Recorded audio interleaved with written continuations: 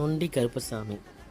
ஒரு நொண்டி மனிதன் கருப்புசாமியாக மாறிய ரகசியம். 11 அடி நீள நாக்கினால் அவர் செய்த அதிசயம்.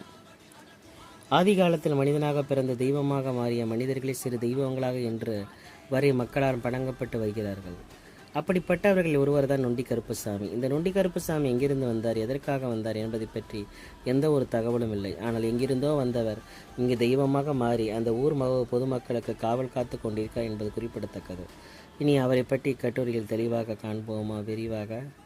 ஓடைப்பட்டி கிராமம் திருமங்கலத்திற்கு அருகில் உள்ள கள்ளிக்குடி பக்கத்தில் அமைந்துள்ளது ஓடைப்பட்டி என்ற கிராமம்.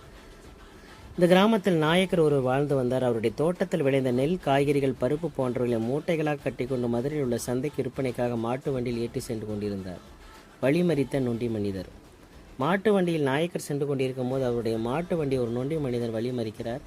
அவர், எனக்கு யாரும் இல்லை ஐயா, நான் ஒரு அனாதை, என்னை உங்களுடன் சேர்த்து கொள்ளுங்கள். நான் உங்களுடனே இருந்து கொண்டு வேலைகளை செய்து கொண்டு உங்கள் வீட்டு வேலைகளை செய்து கொண்டு உங்களுடனே இருந்து விடுகிறேன். எனக்கு நீங்கள் 3 வேளை சாப்பாடு போட்டால் போதும் என்றார் ஐயா என்று கேட்கிறார். உடனே நாயக்கரும் அவர் அரவணைத்துக் கொள்கிறார். இருவரும் சேர்ந்து மாட்டு வண்டியில் சென்று மதுரை உள்ள சந்தையில் கொண்டு சென்ற பொருட்களை விற்பனை செய்துவிட்டு மீண்டும் வீட்டிற்கு வருகின்றார்.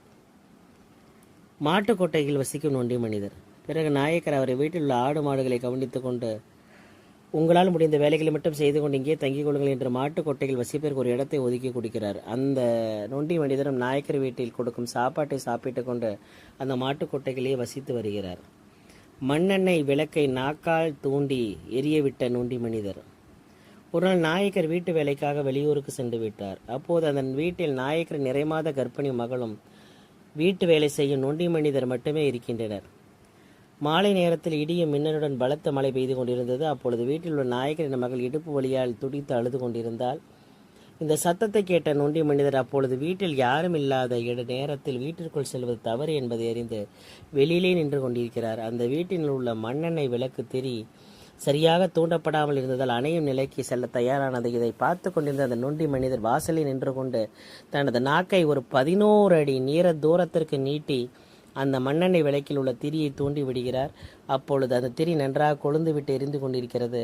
நொண்டி மனிதர் செய்த செயலை பார்த்து கொண்டிருந்த நாயக்கர் வெளியூருக்கு சென்ற நாயக்கர் வீடு திரும்பிய பிறகு இந்த நிகழ்வை பார்த்து பயந்து போனார். பிறகு தன்னுடைய மகளை மருத்துவமனையில் நல்லபடியாக சேர்த்தார். தன்னுடைய மகளுக்கு இனிதே பிரசவம் நடந்து முடிந்தது. நொண்டி மனிதை விசாரித்த நாயக்கர் நொண்டி மனிதரை, நீங்கள் யார், எங்கிருந்து வந்திருக்கிறீர்கள், நீங்கள் சாதாரண மனிதராக தெரியவில்லை என்று கேட்டார். அதற்கு அந்த நொண்டி மனிதர், நான் தான் நொண்டி கருப்பன். இந்த ஊரில் கோயில் கொண்டு குடியிருப்பதற்காக வந்துள்ளேன்.